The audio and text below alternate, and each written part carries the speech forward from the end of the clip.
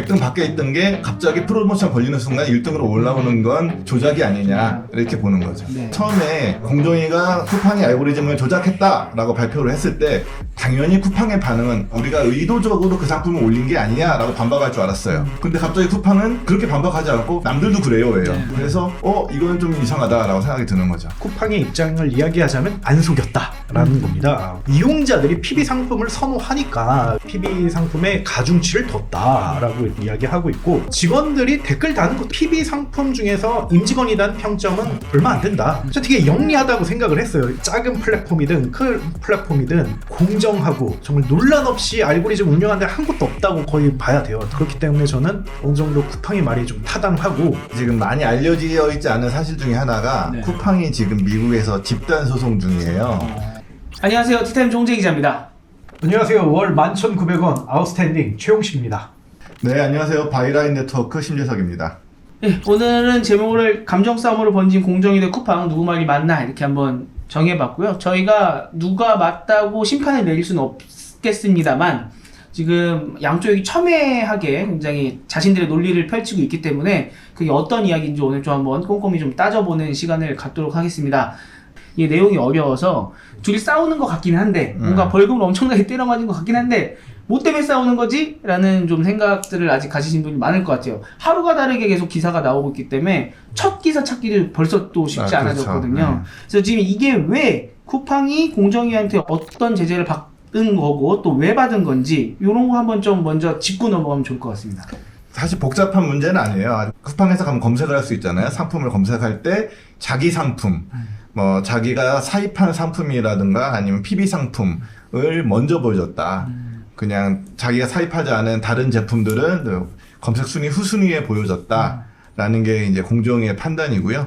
이게 이제 그러니까 흔히 말하는 검색 결과를 조작했다라고 해서 이게 법적으로는 공정위 표현에 따르면 위계에 의한 고객 유인 행위라고 하더라고요. 네. 그 위계라는 게 위계가 높다 낮다 이게 아니고 거짓말이란 뜻이에요. 속임수, 여기서 위계라는 건. 그러니까 속임수에 의한 고객 유인 행위를 했다라는 게 공정위의 판단이고, 그래서 과징금을 1,400억 원을 때렸어요. 이게 어마어마하게 큰 과징금이거든요. 1,400억 원이면 뭐 쿠팡이 버는 돈이 얼마인데 이렇게 생각할 수 있는데 유통업계에서 역대 최대치라고 볼 수 있습니다. 그러면 이게 쿠팡이 자기 상품이나 이런 거 자기 상품이니까 좀 네. 높이 보여줄 수 있는 거 아닙니까? 이게 왜 그렇게 문제가 되는 겁니까? 이게 그렇게 생각할 수 있는데 이제 이 쿠팡은 두 가지 지위를 동시에 갖고 있거든요. 상품의 판매자로서의 지위, 그러니까 내가 물건을 사다가 파는 이런 판매자로서의 지위, 또 하나는 남의 상품을 대신 중개하는 중개사업자로서의 지위가 있어요. 그러니까 두 개의 지위가 있는데 중개사업자라는 지위에서는 보통 그 어떤 특정한 상품에 대한 가중치를 잘 주면 안 된다고 우리가 상식적으로 생각을 하잖아요. 공평해야 된다. 네, 공평해야 된다. 그러니까 약간 심판이라고 볼 수 있죠. 네. 근데 심판이라고 하는데 심판이 내 상품만 먼저 이렇게 보여줬다. 이거는 이제 고객은 검색 결과 맨 위에 올라간 거는 이게 제일 좋은 상품이다라고 생각할 가능성이 높다라는 게 공정위의 생각이고, 이게 그렇지 않고 사실은 쿠팡의 이익을 위해서 맨 위로 올라간 건데 고객은 속을 수 있다. 이게 제일 좋은 상품이라고 그렇게 판단을 내린 겁니다. 그리고 여기 또 한 가지 이슈가 있었어요. 뭐냐면 쿠팡의 임직원이 그 PB 상품에 대해서 리뷰, 후기 이런 거를 남겼는데 굉장히 많이 남긴 거예요. 그래서 이것도 어떻게 보면 그 고객을 이제 속이는 행위에 해당한다라고 해서 공정위가 그 이슈도 같이 이번에 이렇게 문제 제기를 했습니다. 네. 저도 읽어보니까 임직원 리뷰 후기 같은 경우는 그냥 리뷰가 많아서 많이 문제가 아니라 또 이게 리뷰가 많은 상품은 그 검색 순위 상단에 걸릴 수 그렇죠. 있는 가중치를 받을 수 있기 때문에 이게 가중치를 자연적으로 받게 되기 때문에 이게 순위 조작에 이용이 됐다. 뭐 그렇게 판단하는 거죠. 예, 그러니까 임직원들이 쿠팡 PB 상품, 자기네 상품에 대해서 이렇게 계속 별점 주고 댓글 달고 이렇게 해가지고 의도적으로 가중치를 올렸다 이렇게 이해하는 거죠. 네. 근데 그러면 이게 지금 쿠팡에서 보여지고 있는 목록이 정말로 이게 순위 기반인 겁니까? 사람들이 사실 순위 기반이 아니라고 하면 그냥 좀 위에 보여주는 것도 뭐 네이버나 이런 데도 보면 앞에 광고가 있잖아요. 네네. 그 자기네 상품 좀 광고처럼 앞에다 좀 먼저 태울 수도 있고 이런 거 아닙니까? 그러니까 광고라고 표시하고 하면 그거는 용납이 가능하겠죠. 근데 광고라는 표시 없고 그냥 쿠팡 랭킹 순 이렇게 해서 나오거든요. 근데 거기에 이제 보면 이제 그 뭐 곰곰이니 탐사 이런 쿠팡의 PB 상품들이 항상 거의 대부분의 경우 맨 위에서 쫙 한 대여섯 개 나오고 그 다음에 로켓 배송들 나오고 일반 판매자의 그 상품은 이제 찾기 어려워서 저 밑에 어딘가에 있나 이렇게 되는 거죠. 그래서 제가 쿠팡의 입장을 들어봤어요. 네. 공정위의 생각이 이러한데 당신들은 어떻게 생각하냐라고 하는데 여기서 말씀하신 것처럼 위계가 핵심이거든요. 속였다. 이게 핵심인데 쿠팡의 입장을 이야기하자면 안 속였다라는 겁니다. 뭐냐면 첫 번째로 알고리즘 조작이나 뭐 거짓은 없었다. 쉽게 말해서 뭐 조작이나 거짓이라는 게 우리는 뭐 공평하고 모든 거를 다 그 뭐랄까 객관적으로 투명하게 다 다룰 것입니다. 뭐 이런 알고리즘 이렇게 정책을 딱 내세우고 뭐 그런 게 아니라 그런 적 한 적도 없고 그냥 이용자들이 PB 상품을 선호하니까 그리고 이게 확실히 우리가 보더라도 PB 상품을 구매하는 게 이용자에게도 도움이 되니까 그래서 PB 상품에 가중치를 뒀다라고 이렇게 입장을 이야기하고 있고 그리고 직원들이 댓글 다는 것도 이게 문제가 되지 않는다. 일단은 임직원의 그 평균 평점이 뭐 그 체험단 평점보다도 더 낮고 그리고 무엇보다도 PB 상품 중에서 임직원이 단 평점은 얼마 안 된다. 그 댓글은 한 1%밖에 안 된다. 그리고 무엇보다도 그 후기라든지 댓글을 이렇게 쓰는 데 있어서 그 공정위는 그 출처를 표기하게끔 이렇게 다이렉팅을 하고 있거든요. 우린 이것도 다 지켰다. 그렇기 때문에 우리는 문제되지 않는다라고 이렇게 강하게 이렇게 반박을 하고 있습니다. 네, 여기서 이제 그런 건 생각할 필요가 있겠죠. 이제 댓글 관련해서 상품이 딱 출시됐는데 쿠팡 직원들 우르르 몰려와서 막 댓글을 달기 시작해서 한 100건 달았어요. 그러면 이제 상품 출시하자마자 댓글이 100건이 달려서 좋다는 평가가 나왔어요. 그럼 가중치가 올라가겠죠. 네. 그럼 그 다음부터 계속 그 1등에 있는 상품이니까 소비자들이 사면서 또 댓글 달겠죠. 네. 이런 일도 벌어질 수 있다는 거죠. 그러니까 이게 언제 1%라는 게 중요한 게 아니고 언제 달았느냐 이런 걸 따져볼 필요는 있는 거죠. 그러니까 처음에 출시가 됐을 때는 당연히 순위가 아래쪽에 있을 수밖에 없는데 네. 아래쪽에 있다 보면 일반인들은 사볼 수도 없을 거고 검색이 잘 안 되니까 리뷰가 원래 안 달리는 게 정상인데 임직원들이 달려가서 강제로 리뷰를 달고 나면 얘가 순위가 올라가고 나면 사람들이 실제로 구매를 할 테니까 또 거기에 댓글이 달리고 그렇죠. 네. 그러니까 전체 포지션에서는 이 임직원의 댓글 수가 그렇게 많지 않는 것처럼 보일 수 있으나 그렇죠. 처음에 많이 달았다는 게 문제가 된다라는 아니요, 말씀이죠. 그거는 그러니까 처음에 많이 달았다는 게 팩트는 아니고요. 그러니까 그랬을 수도 있기 때문에 1%밖에 안 된다는 논리가 이게 별게 아니다라고 논리로 그것이 이제 반박이 안 된다는 얘기죠. 근데 그랬을 수도 있겠다라고 하는 거는 또 이게 그렇죠. 이게 그렇다는 건 아니잖아요. 그러니까 팩트는 이렇게 언제 다른지는 이제 따져봐야 되는 문제인데 공정위가 뭐 그렇게까지 발표하지 않았어요. 네. 그러니까 그거는 더 따져봐야 되지만 1%밖에 안 되니까 이거 사실 문제가 되지 않아라고 반박할 수는 없다라는 얘기죠. 네. 공정위가 이제 검색 조작 사례로 이제 쭉 나온 게 있는데 네. 예를 들어 그 탐사수인가요? 뭐 그 쿠팡 PB 네. 상품인 그 상품이 이제 항상 100등 밖에 있던 상품이 있었대요. 네. 근데 쿠팡에서 그 상품에 대해서 프로모션을 이제 걸고 나니까 검색계가 갑자기 100등에서 1등으로 올라갔다는 거죠. 이게 일부러 올리지 않고 이게 어떻게 올라갔냐 갑자기 프로모션과 동시에 네. 이거는 조작한 거다라는 이런 식으로 이제 증거를 이제 뭐 보도자료에 보면 그런 쭉 설명이 있어요. 네. 근데 저는 사실 저도 그 자료를 보면서 좀 섬뜩했던 게 이 쿠팡이 우리가 임직원이 단 평점이 오히려 더 아래에 있다, 낮다, 1점만 준 직원도 있다 이런 식으로 얘기를 할 때 지금까지 그리고 그 직원 누군지 안다는 얘기잖아요. 그게 너무 무섭더라고요. 지금 직원이면 표시될걸요? 아, 네. 그러니까 네. 그 댓글 아래 다 이렇게 네, 지금은 되고 있죠. 예. 근데 쿠팡이 자기 판매자들에게 자기 상품에 댓글 못 달게 한다고 하더라고요. 아, 네. 그게 네. 또 문제라고 하더라고요. 자기는 못 달게 하고 자기는 달았다는 게 그렇죠. 이제. 그러니까 여기에 플랫폼에 들어와 있는 판매자들은 자기 상품에 대해서 댓글을 달면 안 되는데 쿠팡은 자기가 팔고 있는 상품에 있어서 임직원들이 댓글을 달고 있기 때문에 또 공평하지 않다라는 얘기까지도 있었고요. 근데 거기 가기 전에 일단 그 시각물 준비하신 것도 있지 않습니까? 거기에 네. 검색 순위에 대해서 이거 양쪽의 이야기가 갈리는데 그걸 좀 설명할 수 있는 시각물인 것 같아서.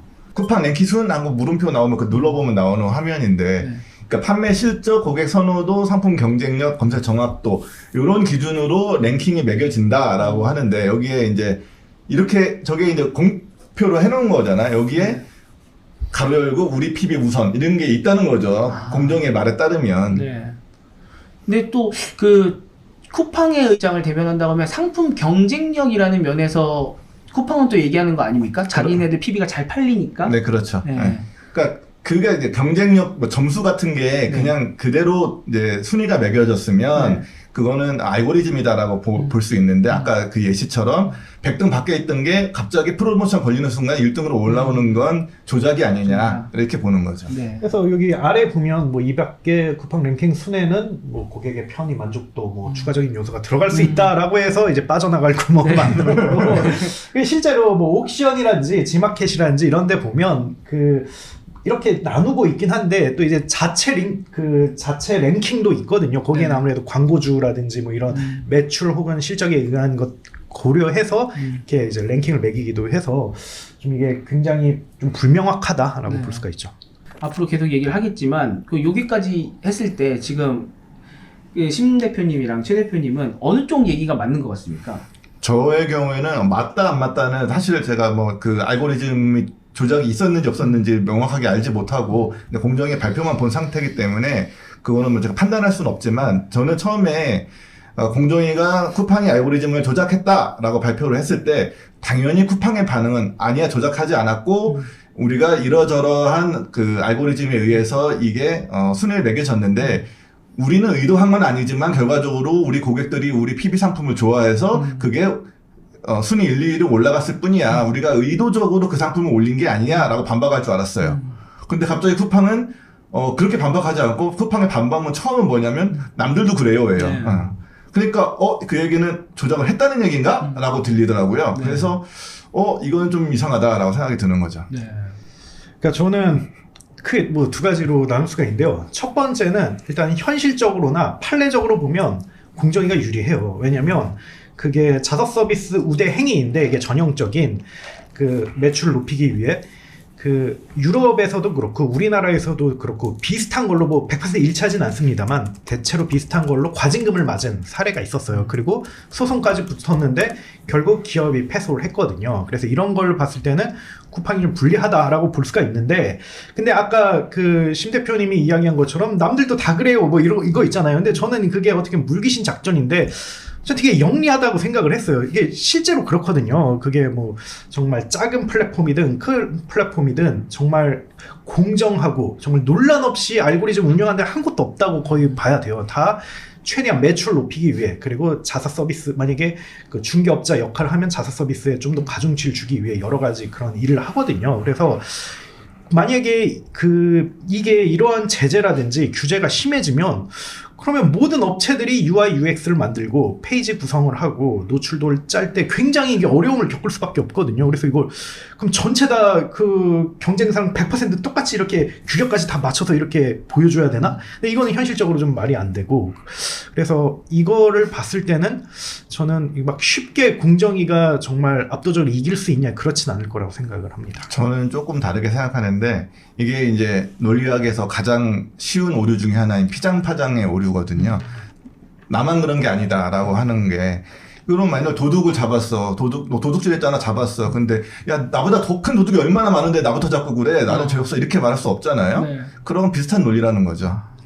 그러니까 저는 맞는 말씀이시고요. 근데 현실적으로 다 처벌할 수는 없는 거다. 네. 뭐 비유를 들자면 우리가 조금씩 일상생활에서 실수를 하잖아요. 근데 그에 대해 다 처벌받지는 않잖아요. 물론 처벌받는 것도 있지만 그리고 이게 현실적으로 다 할 수 없는 것도 있거든요. 그래서 좀 그 지점을 좀 쿠팡이 잘 이야기하지 않았나 싶고 굉장히 어떻게 보면 좀 인터넷 산업 전반적으로 봤을 때 또 하나의 가이던스가 만들어질 거라고 생각을 해요. 이런 게 굉장히 많았거든요. 예전에는 뭐 검색 광고 같은 경우 광고라고 붙여져 있지도 않았고 그냥 사람들이 그냥 봤거든요. 그러다가 이제 내부 논의를 거쳐서 이제 그 광고 표기가 된 것처럼 이것도 어느 정도 그렇게 절충안이 만들어지지 않을까 싶은데 근데 어쨌든 정말 그 뭐랄까 정말 자로 잰 것처럼 중개업자는 무조건 다 공정해야 되고 모든 페이지는 이래야 된다 이런 거 이 수준으로 가면 저는 그 현실화될 수도 없거니와 문제가 많을 거라고 생각을 합니다.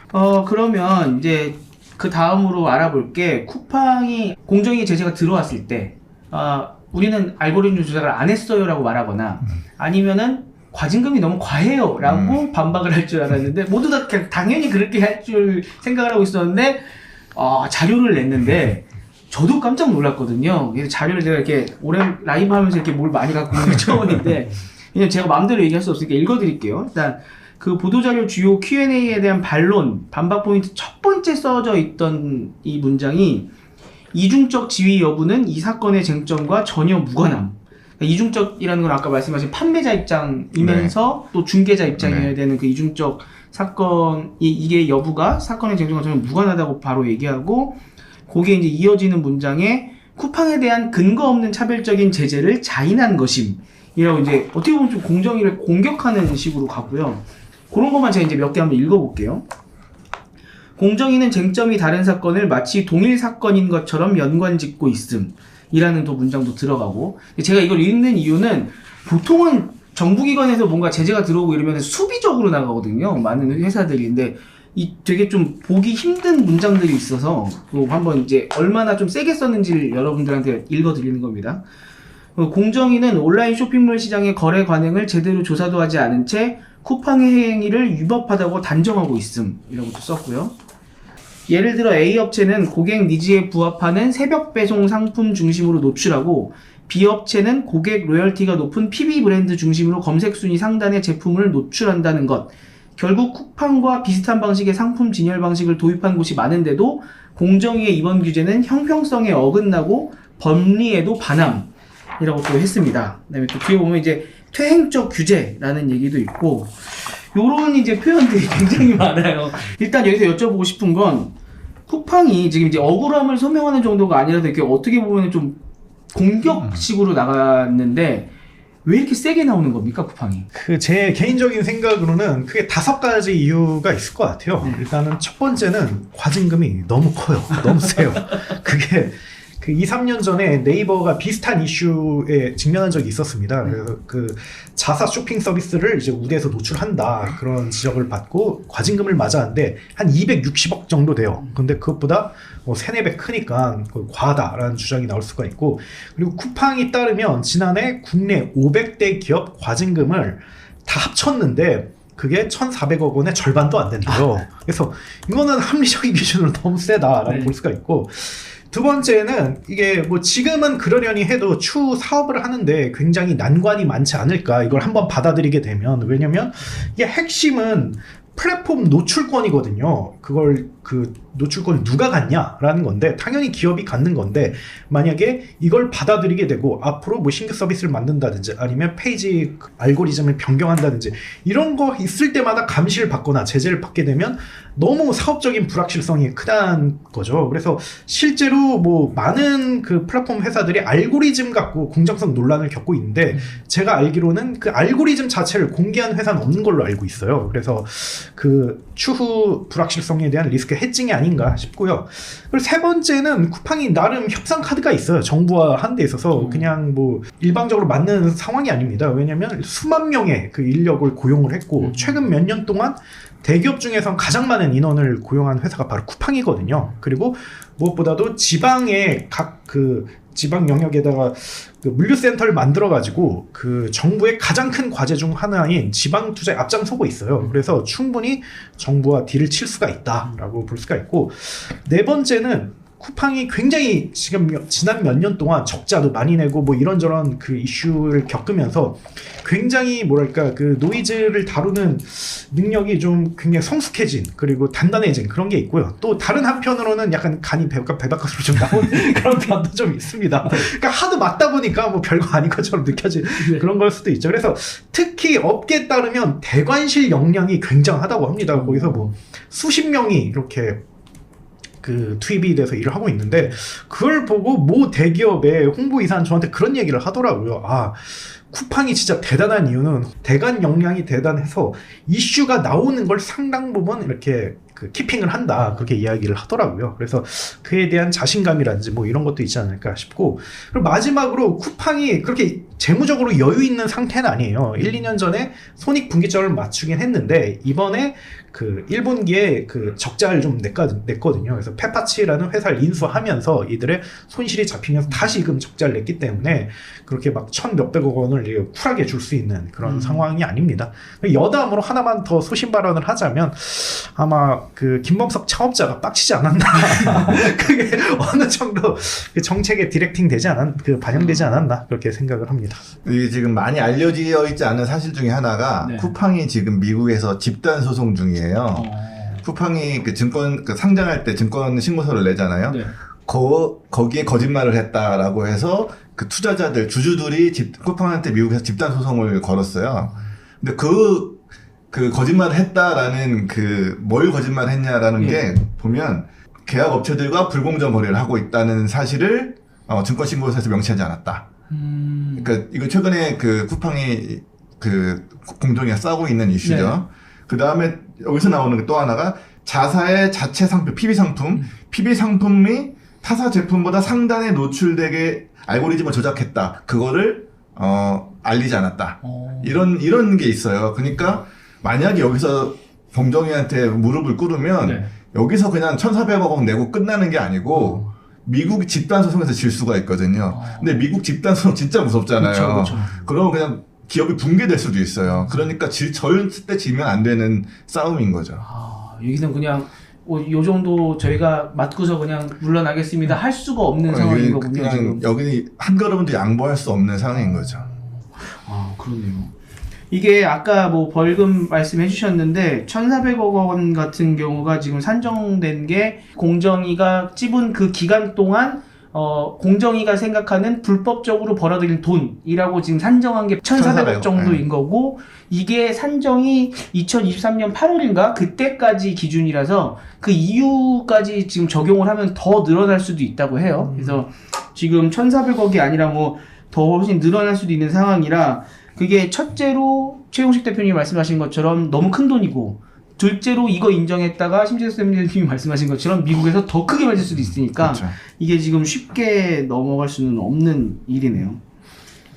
그리고 이게 지금 아까 제가 읽어드린 뭔가 반박문에서만 세게 나온 게 아니라 최근에 들려온 소식이 20일 날 부산 첨단물류센터 기공식이 있었는데 그걸 또 취소했다고 해요. 그 전에 이제 쿠팡에서 얘기한 게 이런 식으로 계속 우리를 공격을 하면 로켓 배송이나 아니면은 한국에 대한 투자를 지속적으로 이어갈 수 없다라는 식으로 발언을 하고 나서 기공식을 취소했잖아요. 이것도 너무 세 보이더라고요. 쿠팡 측하고 잠깐 전화를 했는데 네. 근데 수위가 많이 낮아지셨어요. 그래서 그 얘기한 것처럼 로켓 배송 취소한다 뭐 이런 얘기도 있었잖아요. 네. 근데 그러진 않는다. 그거는 그냥 우리가 굉장히 큰 타격을 입는다는 거고 당연히 우리는 로켓 배송 열심히 할 거다라고 이야기를 하고, 그다음에 뭐 부산 이슈도 뭐 이야기는 했습니다만 뭐 사실 뭐 지금 상황에서 뭐 부산에서 어떻게 이렇게 막 축제처럼 할 수 있는 게 더 이상하지 않냐. 근데 우리는 앞으로도 지방 투자 열심히 할 거다. 또 그렇게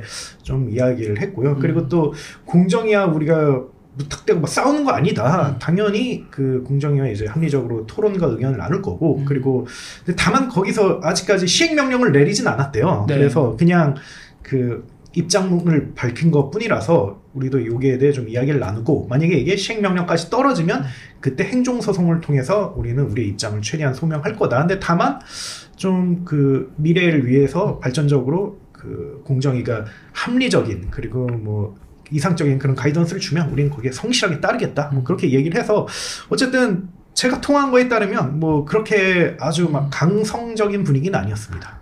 기공식 취소를 한 게 정말 우리가 본때를 보여줄게 해서 취소한 게 아니라 이게 지금 원래 기공식을 하면은 되게 축제 분위기로 정말 우리가 열심히 해보겠습니다라고 이제 얘기해야 되는 자리여야 되는데 지금 상황에서 그렇게 하는 게 이상하지 않느냐라는 이제 그런 이야기인 거죠. 많이 수위가 낮아진 것 같아서 보고 예.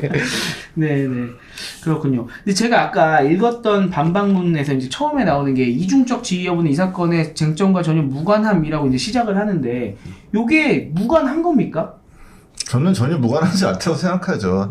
이게 중개사업자가 자사를 우대한 거잖아요. 이게 근데 사실 이제 조금 애매하긴 해요. 이 보통 이제 문제가 돼 공정거래법에서 경쟁법에서 문제가 되는 건 자사우대가 문제가 되는데 이게 자사우대거든요. 결국 내 상품을 우대했다 내 플랫폼에서. 그런데 이 자사우대는 보통 독과점 사업자를 대상으로 하는 거예요. 네. 근데 쿠팡은 독과점 사업자라고 단정하기가 어려워요. 점유율이 우리나라 뭐 전체 유통시장에서야 뭐 점유율 아주 낮을 테고 또 온라인으로 한정을 해도 쿠팡의 점유율이 뭐 한 50% 되고 뭐 그런 건 아니잖아요. 뭐 수없이 많은 이커머스 업체들 다 있기 때문에 쿠팡이 진짜 세지만 점유율은 따지면 또 오히려 그렇게 막 뭐 과반 가까이 가지 않거든요. 그러니까 이거를 독과점 사업자라고 보기가 어렵잖아요. 네이버의 경우에는 지난 또 뭐죠? 무슨 네이버 스토어죠? 쇼핑, 네이버 스마트 스토어 우대의 경우에는 네이버 독과점 사업자로 자사 우대로 걸은 거거든요. 공정위가. 근데 쿠팡한테 그렇게 걸기가 애매하니까 공정위가 약간 머리를 써서 이게 아까 말했듯이 위계에 의한 고객 유인 행위라고 지금 과징금을 내린 거거든요. 네.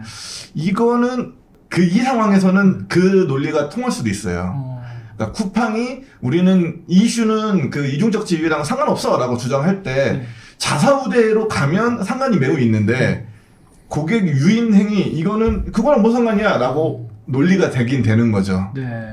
그러니까 우리는 그러니까 네이버는 검색 시장에서 있어서 독과점을 차지하고 있기 때문에 그렇죠. 그 위치에 있으니 그 자기의 스마트 스토어를 위에 노출해 주는 것 자체가 이거는 굉장히 불공정한 행위라고 자사우대 행위라고 된 경제법에서 금지시키고 있는 거거든요. 문제가 그리고 될 수 있지만 더 나아가서 심지어 그 시장 지배적 사업자라 하더라도 얼마나 자사 서비스를 노출하면 안 되는지 여기에 대한 가이던스가 없어요. 그게 모든 서비스, 모든 페이지마다 그렇게 검사하는 게 아니라 공정위가 갑자기 탁 튀어나와서 공격하고 과징금 때리고 가고 뭐 이런 식이었거든요. 이게 한 가지 흥미로운 사례가 있는데 네이버가 2010년대 중반에 검색 결과를 딱 입력을 하면 자사 서비스와 이제 경쟁 서비스와의 노출도가 차이가 난다 이런 비판을 받고 그래서 대표적으로 웹툰이 그런 부분이었는데 그래서 웹툰이라고 검색을 하면 정말 흥미롭게도 네이버 그리고 다른 이제 웹툰 플랫폼 이렇게 동일하게 이렇게 배치를 했어요. 네. 그때 어쨌든 그 비판을 받으니까 그걸 수긍하고 이렇게 바꾼 거죠. 근데 그게 없어졌어요. 네. 최근에 제가 웹툰 검색하니까 다 네이버 것만 있더라고요. 네. 그래서 이게 그 뭐랄까 어떻게 보면 확실히 법령이 있고 그 원칙이 있으면 다 지키면 되는 거잖아요. 근데 그런 게 없다 보니까 그 사업자들이 눈치 보고 그걸 결정하는 거예요. 만약 우리를 때릴 것 같으면 쓱 했다가 없으면 쓱 뺐다가 그러니까 어떻게 보면 이게 좀 정부의 책임이라든지 이런 것도 있는 거죠. 사실 플랫폼 비즈니스로 넘어오면서 그 경계가 굉장히 애매해요. 뭐 예를 들어 이제 독과점 사업자라고 정의를 내리려면 시장이 먼저 여기서 여기까지가 시장이고 이 시장에 몇 프로를 점유하고 있어. 그러니까 독과점 사업자라고 얘기해야 되는데 이 시장을 정하는 게 너무 어려워요. 다 섞여 있기 때문에 이 플랫폼 비즈니스에서는. 그래서 공정위가 시장 획정이라고 하거든요. 시장 획정을 잘못했다가 지는 경우가 많았어요. 그러니까 독과점 사업자니까 이거 잘못했어라고 옛날에 네이버 같은 데에도 이제 동영상 문제로 했는데 네이버가 그 시장 획정 그렇게 하면 안 돼라고 고등법원 가서 공정에 지고 그랬거든요. 그러니까 이제 공정에 이번에 머리를 써서 시장 획정을 안 하고 속임수로 걸은 거예요. 그러니까 이거는 독과점 사업자로 걸었던 기존 사례들과는 또 합치하는 건 또 아니군요. 그러니까 이거는 이제 법적으로 갔을 때 논쟁의 여지가 있는 거죠. 하지만 본질은 같다. 같은 건데 네. 공정위가 네. 그거를 이제 치는 그 칼을 다른 칼로 쳤다는 거죠. 양쪽 다 경험이 많이 쌓였군요. 이게 지금 공격하는 쪽이나 수성하는 쪽이나 좀 많이 경험들이 있어서 잘 피해가면서 지금 싸우고 있는 거군요. 근데 그 와중에 또 기사가 나오고 하는 게 우리만 그런 게 아니라 남들도 다 했어라는 반박문에서 이렇게 적시를 했단 말이에요. 그 쿠팡에서 뭐 심지어 뭐 컬리, 뭐 배민, 쓱, 롯데 이제 이런 데가 한다라고 이제 적시를 했거든요. 이런데 굉장히 떨고 있을 것 같은데요. 지금 어떻습니까? 뭐 아마 다 걸리면 다 걸린다고 봅니다. 그래서 그 뭐 물론 이제 약간 차이는 좀 있어요. 예를 들면 이제 두 가지 차이가 있는데 쿠팡은 압도적이에요. 시장 점유율이. 그리고 그 PB도 크고 중계도 커요. 근데 이들은 좀 다르긴 해요. 되게 일단 규모가 그렇게 크지가 않고 그리고 좀 뭐랄까 중계를 안 하거나 거의 적게 하는 경우도 있고 쉽게 말해서 이제 이중적 지위가 아닌 케이스도 있고 해서 좀 다르게 볼 수 있습니다만 근데 기본적으로 저는 본질은 다 같고 작든 크든 모든 서비스는 다 그렇게 하고 있다. 그렇기 때문에 저는 어느 정도 쿠팡의 말이 좀 타당하고 만약에 공정이라든지 정부가 정말 여기서 떳떳하게 뭔가 딱 칼을 자르듯이 이렇게 정리를 하고 싶다면 정말 좀 완벽한 그런 원칙을 만들어야 되는데 그게 저는 불가능할 거라고 보는 쪽입니다. 네. 저는 다를 수도 있다 생각하는 게 그러니까 다른 데도 PB 상품이 검색 결과 높이 있지 않느냐. 그러니 니들도 마찬가지다라고 얘기할 수 있죠. 그렇게 얘기할 수 있는데 문제는 여기서 문제가 된 거는 올라가서 문제가 된 게 아니에요. 밑에 있던 걸 PB라는 이유로 끌어올려서 문제인 거죠. 네. 거기가 어떠한 알고리즘이 정해져 있을 거 아니에요. 판매량, 아까 댓글 수, 조회수, 이런 그 지표에 따라 점수를 매겨서 올렸는데 그게 PB다. 그건 문제가 되지 않아요. 근데 그 점수에 따라 낮았는데 강제로 PB라는 이유로 올렸을 때가 문제가 되는 거거든요. 그러니까 남들도 상단에 있어. 그러니 남들도 문제라고 얘기하기는 어렵다는 거죠. 그 과정은 봐야 돼요. 밑에 있던 걸 끌어올렸느냐 아니면 그 지표에 따라 점수를 매겼더니 그냥 그애가 올라가 있느냐 이 차이가 있죠. 그래서 제가 좀 요게 약간 회의적인 입장을 가진 이유는 콘텐츠 서비스를 운영하고 있기 때문이거든요. 그래서 그 앱이라든지 웹사이트 직접 개발한 건 아니지만 기획에 참여를 했고 그런 경험이 있기 때문에 그런 건데 이게 무슨 말씀을 드리고 싶냐면 정말 말도 안 되게 조작하진 않는다는 거예요. 그럴 수가 없다는 거죠. 기업은 기본적으로 이제 매출을 내야 되는데 B2C 기업은 철저하게 소비자에게 이익이 되는 쪽으로 서비스를 만들어야지만 트래픽이 늘어나고 매출이 늘어나는 구조거든요. 그래서 정말 최하단에 있는 속된 말로 쓰레기 같은 걸 최우선에 올린다. 이런 거는 거의 있을 수 없고 약간의 변형만 있을 뿐이에요. 기본적으로는 소비자 그 이해관계에 충실한 상품을 올리는 게 기본입니다. 그래서 저는 과도하게 큰 조작은 있을 가능성이 적다라고 이렇게 좀 생각을 하는 편. 예를 들어 멜론이 있잖아요. 멜론 카카오 거잖아요. 네. 아이브 있잖아요. 카카오 계열사, 스타쉽이 카카오 계열사죠. 멜론에서 예를 들어 신나는 아이돌 노래 검색했어요. 아이브는 쫙 나오고 네. 뉴진스 저 뒤에 나와요. 이거 우리가 올바르다고 할 수 없잖아요. 폐부를 찌르시네요. 근데 저는 그런 이제 음원 서비스는 망할 거라고 생각해요. 그러니까 그걸 바보가 아니다. 그렇게 얼핏 하면 극단적으로 이렇게 생각을 할 수 있지만 네. 절대 사업자들이 바보가 아니기 때문에 그렇게 하지 않는다라고 생각. 누가 쓰겠어요 그런 서비스를 사실은. 그리고 또 멜론만 보는 것도 아니고 유튜브라든지 굉장히 많은 서비스가 있기 때문에 저는 되게 이기적으로 카카오라는 회사는 철저하게 자사 서비스를 운대하지 않고 어느 정도 조금은 할 수 있어도 이게 균일하게 해서 음원 수익을 최대한 뽑아내는 거를 목표로 삼지 않을까 그렇게 생각합니다. 네. 공정위의 그 주장이나 이런 보도 자료를 보면은 여기에서 문제시하고 있는 건 그거잖아요. PB 상품이 억지로 올라가다 보니 PB 상품보다 더 싸게 판매하고 있는 상품이라던가 아니면은 PB 상품보다 더 잘 나가는 상품들이 더 뒤로 밀린다. 그래서 이 중개 플랫폼에 들어와 있는 소상공인들이 피해를 볼 수 있다라는 게 또 이제 공정위의 논리인 거잖아요. 요런 거는 어떻게 해야 될까요? 소상공인들이 피해를 본다. 그러니까 앞서 얘기한 것처럼 의도적으로 하진 않을 거라고 생각을 해요. 쿠팡이. 그리고 실제로 쿠팡이 이제 메시지를 내는 과정이라든지 홍보 브랜딩을 하는 과정에서 굉장히 이제 우리랑 함께하고 있는 소상공인들의 성공을 많이 다루거든요. 그렇게 해야지만 그 플랫폼이 살고 참여자들이 늘어나고, 그러니까 이미지 때문에 하는 게 아니라고 생각을 해요. 아까 제가 얘기한 거랑 좀 궤를 같이 하는 건데, 그래서 정말 쿠팡이 자사 서비스를 배불리하기 위해서 그리고 소상공인을 쥐어짜기 위해서 그런 걸 한다라고 보지는 않는 편이죠. 그러니까 쿠팡의 논리도 그렇더라고요. 이제 소비자가 더 많이 유입이 되고, 유입이 되다 보면은 플랫폼이 더 좋아지고, 그러니까 플랫폼에 사람들이 더 많이 모이게 되면 순위가 낮더라도 순위가 플랫폼이 안 좋은 상태에서 순위가 높은 것보단 플랫폼에 많은 사람이 들어왔을 때 순위가 낮은 게 오히려 수익은 더 높을 수 있다. 매출 규모 자체가 다 같이 올라갔다라고 하는 게 이제 쿠팡의 논리긴 하더라고요. 모든 플랫폼이 그래요. 그래서 흔히 이제 유튜브 하시는 분들 많이 만나면 알고리즘 욕 뒤에 많이 이거 조회수 떨어졌어 뭐라고 하는데 근데 사실 유튜브는 좋은 콘텐츠에 알고리즘 파워를 실어줄 수밖에 없거든요. 왜냐면 그렇게 해야지만 돈을 많이 버니까. 그래서 저는 그분들에게 얘기를 하죠. 콘텐츠 퀄리티를 높이시는 게. 그러니까 유튜브도 마찬가지인데 이것도 그렇게 좋은 콘텐츠를 올리는 게 유튜브의 기본 사상이잖아요. 근데 네. 유튜브가 자체 제작한 콘텐츠만 막 올라가면 그렇죠. 그러면 문제가 되는 거죠. 근데 그렇게 하지 않는다는 거죠. 바보 아닌 이상. 그러니까 쿠팡은 PB 상품이 결과적으로 많이 판매되는 그러니까 소비자의 선택을 많이 받는 상품이라서 위에 올렸다라는 입장인 거고, 그거를 공정위는 공정하지 않게 올렸다라는 입장인 거라서 뭐 양쪽 다 완전 틀린 얘기는 아닙니다만, 그래도 아무튼 뭐 법정에서 이거는 판가름이 나긴 하겠죠. 근데 저는 그것도 또 궁금하더라고요. 예를 들어서 일반 판매자들은 광고를 태워서 이렇게 위에 상단에 노출되게 할 수가 있잖아요. 네. 그럼 만약에 쿠팡이 자사 제품을 위에 올리고 싶어요. 네. 우리도 광고를 하면 되지만 우린 우리 거니까 광고를 못 하니까.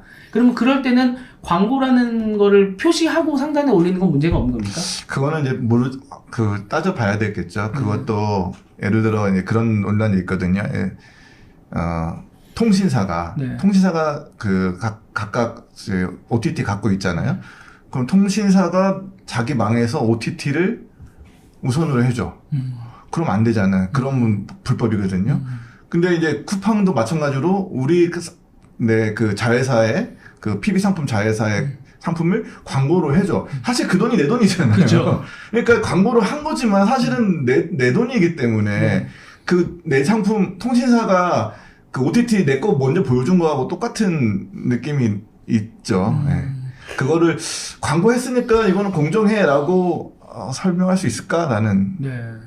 이제 그렇게 되면은 조금, 그러니까 쿠팡도 답답할 것 같기는 해요. 쿠팡이 아니더라도 다른 플랫폼이라고 하더라도 우리 PB 상품이 있는데 만약에 우리 거가 아니면 광고 태워갖고 상단에 노출을 시켜갖고 초반에 부스팅을 할 수 있는데, 이거는 처음에 광고를 할 수도 없고 그 다음에 자사 임직원 댓글도 막아놓고 하면 안 되고, 그럼 나는 순위를 뭘로 올리지? 라는 되게 고민은 있을 것 같아요. 소비자들이 알아서 좋은 상품 선택해서 올라가게 해야죠. 내가 올릴 생각을 하지 말고. 그렇죠. 그러니까 이제 초반 프로모션을 할 수가 없으니까. 네. 그런 좀 생각이 들긴 하더라고요. 아무튼 그렇게 한번 쿠팡이 왜 이렇게 세게 나오는지에 대해서 조금 알아보기는 했고요. 그러면 해외 같은 경우는 어떻습니까? 지금 쿠팡이 이렇게 제재를 받고 과징금을 받는 게 좀 억울한 겁니까? 아니면 해외에서도 이렇게 받습니까? 이게 같은 사례가 있다고도 할 수 있고 없다고도 할 수 있는데, 뭐 일단 자사 우대로 하는 경우는 꽤 있어요. 우리나라도 당장 네이버가 그 사례가 있고요. 뭐 구글이 이제 유럽에서 그 검색에서 구글 쇼핑을 먼저 보여줬다가 엄청 맞았어요. 3조 6천억 원 맞았어요. 과징금을. 뭐 그런 경우도 있고, 좀 아마존도 지금 FTC한테 소송을 당했거든요. 그래서 그 중에 하나가 여러 소송의 이유가 있는데, 그 중 하나가 이제 검색 순위 조작, 자사 우대가 있어요. 근데 이거는 자사 우대잖아요. 자사 우대는 아까 말했듯이 독과점 사업자에게 해당하는 그 혐의란 말이에요, 주로. 근데 쿠팡은 독과점 사업자라고 하기 어려우니까 자사 우대라고 이거 같은 사례가 볼 수가 없는 거죠. 그래서 아까 말했듯이 이제 공정위는 이제 속임수로 걸었는데, 속임수 사례는 뭐 이런 경우는 많지는 않은 것 같아요. 네. 그래서 뭐 공정위의 대응이라든지 활동 흐름을 보면 좀 흥미로운 포인트들이 있는데, 공정위 되게 오래전부터 2008년부터 사실 플랫폼 중립성 혹은 뭐 편향성에 대해 굉장히 다뤘어요. 그래서 첫 번째 네이버를 타겟으로 했는데 그 굉장히 이제 논리도 좀 좀 안 좋았고, 그리고 어디에 이제 외주를 맡아서 이렇게 데이터를 만들었는데 그것도 좀 사실과 다른 게 있어가지고 네이버에 졌어요. 네이버가 행정소송을 걸었고 이제 이겼습니다. 그래서 그 이후로 그 좀 공정위가 좀 조용히 있다가 좀 많이 위축이 된 거겠죠. 2015년에 다시 한번 네이버에게 그 공격을 했어요. 그래서 비슷하게 자사 서비스 우대. 근데 그때는 좀 어느 정도 준비를 해가지고 시장 획정이라든지 이런 개념도 이제 공부도 하고 해가지고 옛날에 개념은 있었겠지. 공부를 해가지고 이렇게 걸었는데, 근데 여기서 무승부가 났어요. 그래서 그 네이버가 그 좀 뭐랄까 싸우면 이길 수도 있을 것 같은데 네. 괜히 그 정부하고 척지지 말자라고 해서 권고안을 받아들이겠다. 우리가 뭐 벌금 내진 않지만 좀 이런 상생도 하고 뭐도 하고 이렇게 해서 무승부가 나고 이때부터 좀 공정위가 좀 뭔가 삐를 받고 뭔가 배운 것 같아요. 그 이후로 막 여기저기를 이제 공격을 하기 시작을 하더라고요. 그래서 최근에 큰 성과가 2개가 있는데 구글하고 네이버 쇼핑 사례예요. 그래서 구글에는 그 앱 우대 그 이슈를 토대로 공격을 해가지고 4,500억 정도의 과징금을 이렇게 그 내는데 성공을 했고, 네이버에는 앞서 이야기한 것처럼 네이버 쇼핑의 자사 우대를 그 이야기를 해가지고 2,300억 정도 또 과징금을 받는데 성공을 해서 제가 봤을 때는 지금 좀 기량이 많이 올랐어요. 그래서 아마 데이터도 많이 쌓였을 테고 뭐 이렇게 소송도 하고 뭐 속된 말로 개망신도 당하고 이러면서 그래서 지금 어느 정도 이렇게 몸을 키우고 나서 딱 이제 BPC를 잡으려고 한 게 아닌가. 네. 그래서 그게 이제 쿠팡이 아닌가 그렇게 생각을 합니다. 네. 딱 100% 들어맞는 사례는 없지만 유사한 사례들이 이제 있다는 거고. 네, 그러니까 자사우대는 굉장히 사례가 많아요. 근데 이제 자사우대로 걸지 않았잖아요. 지금 속임수에 의한 고객을 속였다는 거잖아요. 그 사례는 좀 많지는 않은 것 같아요. 네. 저는 아직 못 찾았어요. 그건 특히나 입증이 좀 어렵잖아요. 알고리즘 관련해서는 예전에 네이버나 이런 데도 뭐 다음 이런 데도 뭐 뉴스 상단에 올리는 알고리즘 같은 거 공개해라 그랬는데 못한다 이렇게 되니까 입증이 되게 어렵잖아요. 근데 공정위도 지금 사실 열심히 그 논리적으로 이제 쿠팡을 공격했는데 논리가 좀 빈약한 게 공정위가 내세우는 논리는 다 자사우대 논리로 가고 있거든요. 근데 자기는 걸기는 자사우대로 안 걸어놓고 네. 그 논리는 자사우대의 논리로 가고 있단 말이죠. 그러니까 좀 애매해요 여기도. 네. 그래서 쿠팡이 이 사건의 쟁점과 전혀 무관함이라고 세게 나올 수 있었던 그렇죠. 이유가 분명히 해라라는 거군요. 우리 독과점이 아니야. 확실히 얘기해봐 이제 이거군요. 독과점이라고 얘기하는 순간 아닌데 이렇게 나갈 수 있으니까. 그러면 시장 획정부터 가야 되는 거고. 그런 면에서 지금 좀 어려운. 이건 법리 싸움이 아마 있을 것 같아요. 그냥 일반적인 논리 싸움으로는 이게 해결이 안 되는 법리적인 싸움이 있어야 될 것 같아요. 근데 이게 법적으로 가면은 누가 잘 되고 잘못했는지 1,400억 원이 책정되는 게 맞는지 안 맞는지는 뭐 몇 년 지나서 결정이 나겠습니다만 이게 항상 이 하나의 문제로 끝나진 않잖아요. 이게 기업이라는 게 뭔가 정부와 뭔가 틀어지기 시작하면 그 순간부터 이게 많이 되게 피곤해질 수도 있는 상태인 건데 제가 이제 생각이 그게 나더라고요. 한 10년 정도 전에 아까도 이제 다 말씀해 주셨던 사건들이랑 이렇게 이어지는 건데 뭐 카카오나 이런 데가 계속 국정감사에 불려다니고 네이버도 같이 따라서 불려다니고 할 때 그때 국정감사에서 막 국회의원들이 지적한 이야기가 있었어요. 근데 제가 기억하기로는 아직도 카카오가 구멍가게라고 생각을 하냐. 지금 우리나라에서 카카오가 미치는 영향은 엄청나게 크다. 그러니까 지금까지 우리가 구멍가게라서 우리가 영향력이 이렇게 안 커요. 우리는 그렇게 책임이 없어요. 라고 생각하는 게 좀 이제 생각을 바꾸시라 라는 식으로 누군가가 얘기했던 제 기억이 나거든요. 근데 지금 쿠팡 같은 경우도 독점적 사업자라고 수치로는 볼 수 없지만 여기도 이제 보도자료에도 나옵니다만 한 24% 이 정도 나오더라고요. 네이버를 겨우 살짝 이긴 정도? 그 수치로서는 높지 않지만 사실 심정적으로 봤을 때는 앞으로 계속 올라갈 거라고들 생각을 하고 있잖아요. 그 와중에서 만약에 공정위가 더 커지기 전에 한번 내가 태클을 걸어야지라고 태클을 거는 상황이라고 하면 쿠팡이 지금 이렇게 한산으로 커버를 너무 이렇게 세게 부딪혀버리면 나중에 뭐가 더더더더 맞을 수도 있는 거 아닙니까? 저는 가능성이 있다고 생각합니다. 그럼 그게 좀 쿠팡의 인식에 좀 문제가 아닌가라는 좀 생각도 들더라고요. 그건 이제 쿠팡의 법무팀이나 뭐 대관팀이 이제 전략적으로 판단을 하겠지만 제가 볼 때는 예를 들어 그 인터넷 뉴스로 막 옛날에 한참 네이버가 공격을 받았잖아요. 뭐 뉴스를 니네 맘대로 해도 되냐. 근데 똑같이 하던 줌인터넷한테 아무도 그런 얘기 안 하잖아요. 줌인터넷들이 똑같은 행위를 하고 있는데 줌인터넷한테는 왜 너 뉴스로 니네 맘대로 하느냐라고 비난하지 않거든요. 그거는 줌인터넷 힘이 없기 때문이에요. 근데 쿠팡이 작을 때는 그런 비난을 안 받아도 되는데 이제는 한국을 대표하는 커머스 회사가 됐잖아요. 그러면 과거에 받지 않던 그 비난과 지적, 견제 이런 거를 받을 수밖에 없어요. 왜 옛날에는 똑같이 했는데 뭐라고 안 해? 지금은 왜 뭐라고 해? 라고 말하면 안 된다는 거죠. 이제 덩치가 커졌기 때문에 줌인터넷이 네이버가 된 거잖아요. 네.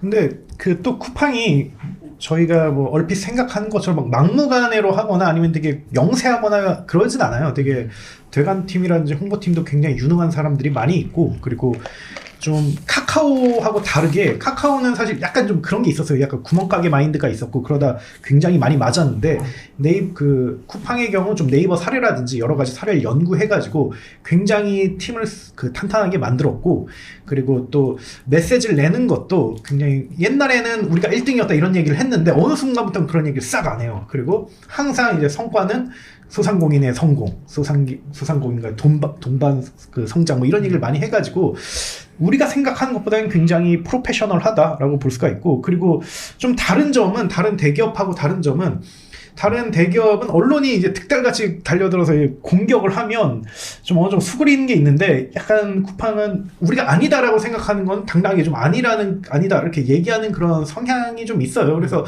좀 흥미롭게 들은 사례는 모 기자가 그 홍보팀 직원에게 이런 얘기를 했다고 하더라고요. 왜 그 팀장님은 왜 이런 블랙 기업을 다니세요? 뭐 이런 얘기를 했다고 해요. 그래서 되게 어떻게 보면 그 쿠팡이 이제 그 좀 싫어하는 언론이라든지 기자들이 많은 거죠. 그럼에도 불구하고 뭐 아니다 싶은 건 이제 당당히 좀 얘기하는 그런 스탠스가 있어서 좀 굉장히 뭐랄까 개성 있으면서도, 그리고 우리가 아는 거와 다르게 좀 탄탄하게 짰다 이렇게 보면 될 것 같습니다.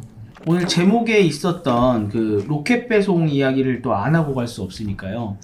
이 로켓 배송을 할 수 없을 것 같다는 아니었죠. 로켓 배송을 뭐 이어가지 못할 수도 있다. 뭐 이런 식으로 처음에 반박을 했었는데, 저는 그런 생각을 했어요. 이렇게까지 세게 나오는 메시지가 아닐 수도 있지 않을까? 그러니까 이게 이렇게 나오면 로켓 배송 안 해? 이게 아니라 이런 식으로 저희의 그 UI를 마음대로 구성을 못하면 이게 로켓 배송을 하는데 상당한 지장이 있습니다 정도의 메시지가 아니었을까 이런 생각도 해봤거든요. 그래서 저는 이 로켓 배송을 못할 수도 있다는 이 얘기가 아까도 이제 바로 그러니까 그 해명했다고 했잖아요. 기자님 최 대표님한테 당연히 안 한다는 게 아니다. 그러면 그때 처음에 얘기했던 로켓 배송이 어렵다라는 의미는 이게 우리가 처음에 생각했던 협박의 의미인지 아니면 소비자가 로켓 배송 상품을 고르기 어려워진다는 그런 애들러 얘기한 건지, 아니면은 우리가 이렇게 하다 보면 수익성이 악화돼서 로켓 배송을 유지하기가 힘들어서 우리 무너져요 라는 의미인 건지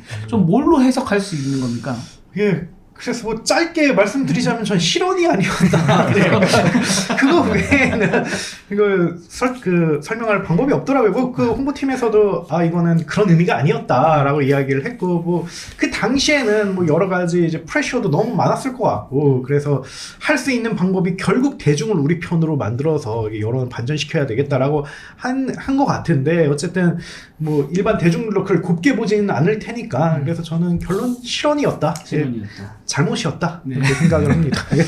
약간 저는 그 메시지는 실언이 맞는 것 같고, 저 소비자로서 좀 불쾌했어요. 그 메시지를 보고 나서는 약간 그런 느낌이잖아. 내가 말이야, 로켓 배송도 해주고 이렇게 소비자를 좋게 했는데 말이야, 뺀다, 이런 느낌으로 들렸어요. 뭐 그런 취지로 말한 건 아니겠지만 들리기는 그렇게 들렸다. 그래서 소비자 입장에서 어떤 사람들 그걸 보고 되게 이제 좋은 메시지라고 생각하는 사람도 있더라고요. 근데 저는 되게 나쁜 메시지라고 생각해요. 그리고 또 하나가 로켓 배송을 어디까지 하느냐의 그 범위 면에서 수도권이라던가 진짜 사람들이 많이 사는 주요 지역에만 센터를 놓고서 로켓 배송을 하는 게 실제 수익성에는 제일 좋다고 하잖아요. 그건 맞죠. 근데 지금은 더 많이 물류센터를 좀 늘려서 돈이 많이 안 되는 지역까지도 커버를 하려고 하는 지금 쿠팡의 움직임이잖아요. 근데 그거를 안 해버린다 약간 이렇게 들리기도 하더라고요. 글쎄요, 그러니까 쿠팡의 로켓 배송이 스스로 그렇게 느끼는 게 아닌가. 우리는 시혜를 베풀고 있다라고 그건 아닌 거라고 생각하거든요. 자기 비즈니스에 도움이 되면 하는 거고, 도움이 안 되면 안 하는 거지. 내가 시혜적으로 너희들을 위해서 내가 로켓 배송 서비스를 제공하는 거야. 이런 태도는 굉장히 좀 문제가 있지 않는가. 네, 아마 그런 태도가 있을 거예요. 근데 그게 뭐 나쁘다라고 이렇게 얘기하는 건 아니고요. 왜냐면 그럴 만한 스토리가 있거든요. 과거에 쿠팡이 이제 자체 트럭을 이제 자체 운송 수단을 통해서 이렇게 배송을 했잖아요. 근데 지금은 이게 합법으로 인정받았는데 네. 예전에는 이게 불법 합법 그 논란이 있었거든요.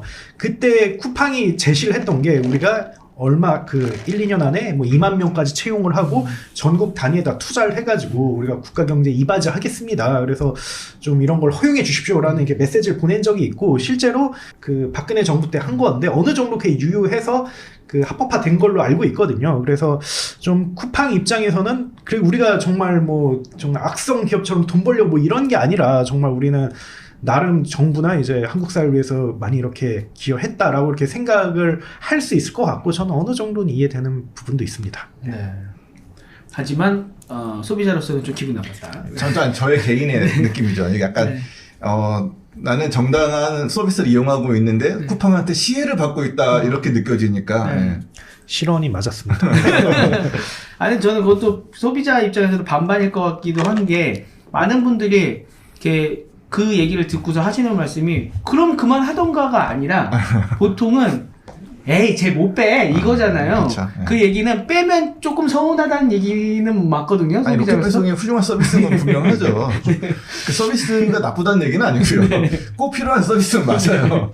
저희 뭐 기자는 로켓 배송 없으면 자기 죽는데요. 어느 정도 퀄리티가 아, 그 있습니다. 정도까지? 아니, 저는 로켓배송이 등장한 이후로 단 한 번도 마트에 가본 적이 없어요. 그냥 이제 사실 서로 원하는 거잖아요. 이 소비자로서도 되게 편하고, 근데 쿠팡 입장에서도 로켓 배송을 포기하면은 우리가 쿠팡을 선택할 이유가 없는 거고. 그렇죠. 예. 그래서 물론 빼지는 못하겠습니다만, 아무튼 그게 좀 볼모로 잠깐 잡혔었다는 거, 그거는 이제 실언이었다는 것 같은 거 한번 이야기를 해봤고요. 지금까지는 저희가 다 온라인 배치나 온라인 뭐 자사우대에 대해서 이야기를 했던 것 같은데, 쿠팡이 또 그 반박을 할 때 오프라인을 또 들고 나왔어요. 오프라인도 똑같이 하지 않냐. 네. 그리고 공정위에서는 또 명확히 선을 그은 게 오프라인과 관련해서는 우린 조사할 생각이 없다. 사안이 다르다라고 이렇게 나왔거든요. 그것과 관련해서 어떻게 보세요? 오프라인도 여기랑 준하게 좀 뭔가 잘못을 하고 있다고 보십니까? 아니면은 전혀 다른 사안이라고 보십니까? 이게 사실 온라인 오프라인의 문제는 아닌 것 같고요. 이거는 이제 검색과 진열의 문제인 것 같아요. 쿠팡은 공정위가 지적한 건 검색이거든요. 근데 쿠팡은 그 논리를 검색으로 안 가고 진열로 갔어요. 우리는 상품 진열의 권리가 있지 않아? 그럼 우리 상품을 우리 검색 결과에 진열을 한 거야. 내 상품 내가 진열하는 게 그 대형마트 다 하는 거잖아. 대형마트도 뭐 오프라인이든 온라인이든 다 이렇게 자기 상품을 잘 보이는 곳에 진열하는 거. 그게 왜 문제야? 라는 논리거든요. 근데 이제 여기서 검색을 진열이라고 볼 수 있는가에 대해서는 이제 논란의 여지가 있다고 생각해요. 검색이라는 진열이라는 거는 모두 다 저는 그렇게 생각하는데 개인적으로는 이 진열된 상품이 저 판매자가 더 많이 팔고 싶어서 판매자가 이 상품을 더 많이 팔고 싶어서 앞에 진열했다라고 모두 다 인식할 거라고 생각해요. 소비자 입장에서. 네. 근데 검색 결과 상단에 있는 걸 판매자가 더 많이 팔고 싶은 상품이야 라고 이해하진 않는 것 같거든요. 검색 결과 상단에 있는 건 내가 찾고 있는 상품에 가장 잘 어울리는 상품이야 라고 생각하는 거지 판매자가 이 상품을 더 팔고 싶어 라고 생각하는 결과는 아니라고 생각해요. 그러니까 진열과 검색은 전 다르다고 생각하는데 쿠팡은 이제 논리로 진열과 검색이 같은 거라고 논리를 들고 나와서 대형마트의 진열이나 쿠팡의 검색 결과 상단에 있는 진열이나 같은 진열이다. 뭐가 달라? 이렇게 얘기하는 거죠. 공정위에서도 그런 이야기를 여기도 썼던 것 같아요. 그러니까 검색 결과에 있어서 쿠팡의 PB 상품이나 자사 관련 제품들이 상단에 노출이 되는 게 일반인들이 판단을 하기에는 이게 더 적합하고 좋은 제품이라서 상단에 나온다라고 그렇게 속을 수 있다. 그렇죠. 근데 이제 그게 본질이 쿠팡이 더 많이 팔고 싶은 상품이다. 라고 생각하면 이제 그거는 내가 볼 때 검색의 본질에서 좀 벗어나는 거다라고 생각을 해요. 네. 아까 말했듯이 아이브. 네. 그런 상황이다. 근데 저는 여기에 있어서는 조금 그 오프라인의 진열 플러스 알파로 오프라인도 뭐가 있냐면요. 좀 짚고 넘어가 싶은 게 제가 마트에 가보니까 쿠팡이 얘기하는 게 이제 골든존이라고 해서 눈높이에서 제일 잘 보이는 곳에 PB 상품들이 진열이 많이 된다는 거잖아요. 근데 그건 이제 진열과 검색의 문제니까 좀 다를 수 있다라고 하는데 의견을 좀 저도 동의를 하는데 거기에 끝나는 게 아니라 뭘 이렇게 붙여놓더라고요. 그러니까 이렇게 평면으로 진열이 돼 있으면 거기 튀어나오게 책갈피 꽂듯이 우리가 알 수 없는 그런 명칭의 순위 같은 거 있잖아요. 네. 소비자 선택 1위 뭐 이런 거. 네. 그다음에 이 분야에서 사람들이 가장 좋아하는 상품 이런 식으로 PB 상품에 그걸 다 붙여놨더라고요. 그래서 저는 처음에 분야별 진짜 1위인가? 그리고 이제 와이프랑도 같이 갔었는데 이게 제일 잘 팔린대 라고 해서 봤더니 진열 때마다 다 1위 붙여져 있는 건 다 PB 상품이었어요. 이런 것도 똑같은 기망 아닙니까? 그게 만약에 그러니까 무슨 일이라고 네. 했을 때 진짜 무슨 일이면은 네. 그러니까 예를 들어 억지로 만든 일이라고 해도 네. 뭔가 무슨 뭐 소비자 만족도 1등 뭐 이런 거 있잖아요. 네. 그 1등을 해서 1등이라 붙였으면 네. 상관이 없겠죠. 아. 근데 1등 안 하고 3등인데 네. 1등 이렇게 했으면 이건 속임수죠. 이거는 기망이고 표시광고법 같은 거에 위반일 수도 있을 것 같아요. 네. 저는 그래서 이런 거의 면에서는 쿠팡이 같이 걸고 넘어질 수 있는 사안 아닌가 좀 그런 생각이 들더라고요. 근데 일단 마트는 PB든 PB가 아니든 다 내 제품이에요. 내가 다 사입한 제품이에요. 네. 그러니까 이중적 지위가 아니에요. 그 다 내 제품이죠. 그 내 제품 중에 내가 뭘 더 많이 팔고 싶어 이 상황인 거예요. 근데 아까 말했듯이 쿠팡은 이중적 지위란 말이죠. 그러니까 플랫폼, 그러니까 중개 사업자는 중개라는 말은 내가 그들과 경쟁하는 관계가 아니고 이 플랫폼 내 공급자들끼리 치열하게 경쟁을 펼치도록 장을 마련해 놓는 게 플랫폼이잖아요. 그러니까 이 공급자들끼리 경쟁을 해야 돼요. 나는 그 경쟁에서 끼면 원래는 안 된다고 생각해요. 근데 이제 여기 지금은 껴들어간 거잖아요. 껴들어서 공정하게 경쟁한 것도 아니고 껴들어서 그 플랫폼의 지위를 이용해서 내 상품을 위로 올렸다라는 얘기가 되니까 그러니까 이제 문제가 된다고 생각하는 오프라인 거죠. 마트 같은 경우는 일단 다 산 다음에 그거를 다시 판매하는 거니까 다 내 제품이다 이거는. 그렇죠. 예, 근데 쿠팡 같은 경우는 PB 상품은 직접 만든 거고 그 다음에 로켓배송이나 이런 거 사입해서 판매하는 거는 또 자기랑 관련된 상품인 건데 그 외에 아예 플랫폼의 공간만 열어주는 역할도 네. 하고 있는 건데 이 역할이 큰데 지금 세 번째 사람들이 많이 피해를 봤다. 그런 거죠. 네. 그러니까 저도 이제 공정위 의견 그거 다 봤는데 네. 근데 공정위 의견이 말씀하신 것처럼 뭐 다 풀 직매입이고 그리고 뭐랄까 그리고 오프라인 매장은 뭐 물리적인 한계가 있고 뭐 전국 단위의 뭐 영향을 미치고 이런 얘기 하는데 사실 저는 핵심은 결국 뭐랄까 영업행위에 대한 제한이라고 보거든요. 그래서 저는 약간 그거랑 비교하는 것보다는 좀 저는 한때 마트의 경우 특정 일에 이렇게 문을 못 열게 했잖아요. 뭐 여러 가지 이슈 때문에 약간 그런 거랑 좀 저는 비슷하다고 생각을 해요. 그러니까 너무 큰 영향을 미치니까. 근데 쿠팡 같은 경우, 그러니까 전 마트가 다 이렇게 문 닫으면 오케이. 그러니까 우리도 이제 이거 검색 결과 갖고 뭐라고 하는데 모든 회사가 뭐 다 이런 거라면 오케이. 근데 왜 나만 그래?라고 하면 그리고 왜 내 기준도 없잖아. 뭐 그래서 저는 그런 게 아니고 그래서 저는 오프라인하고 상당히 좀 유사하고 이거를 좀 뭐랄까 공정위가 굉장히 뭐랄까 공을 들여서 구분을 하려고 했지만 결국 저는 영업행위 제한이라는 측면에서는 뭐 동일하다고 보고 있습니다. 예, 크게 다르지 않다. 네.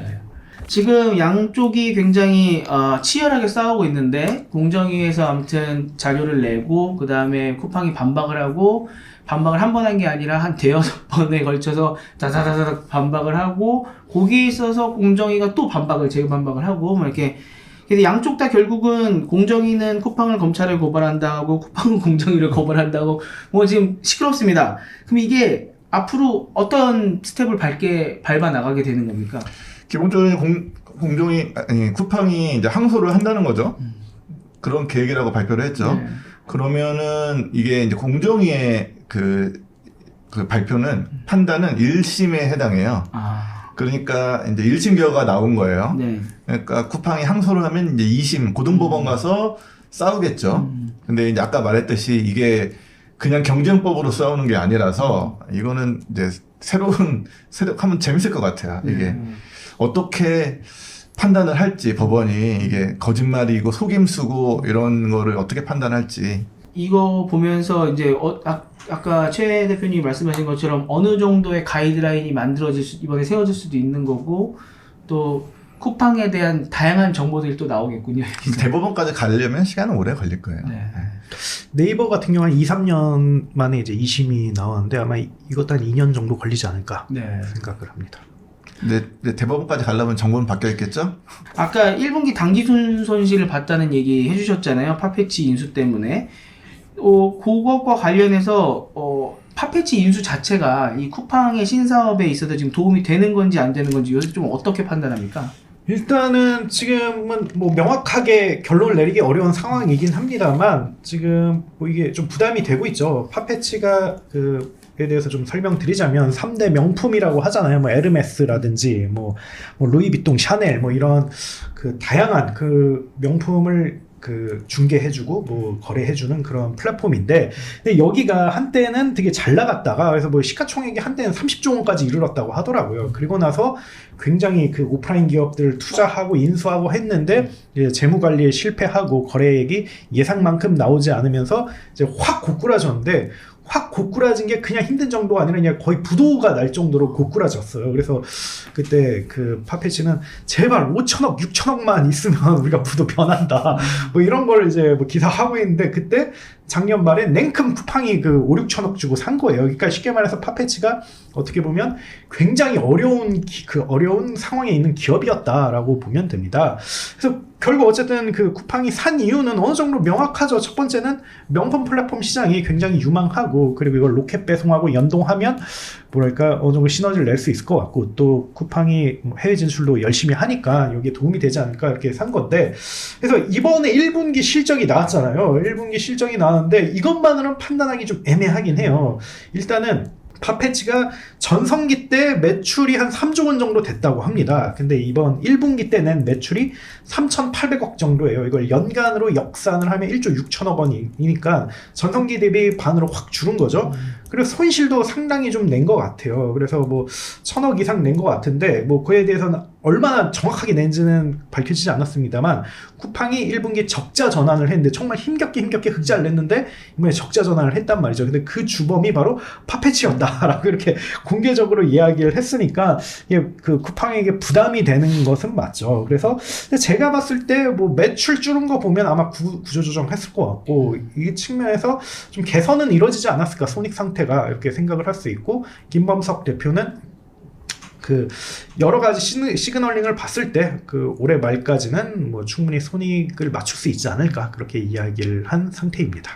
이 2분기 때 얼마나 변화했는지를 좀 봐야 그렇죠. 판단을 할 수 있겠군요. 그렇죠. 근데 아직까지는 좀 뭐랄까 그 유망주인데 지민 유망주라고 이렇게 볼 수가 있을 것 같습니다.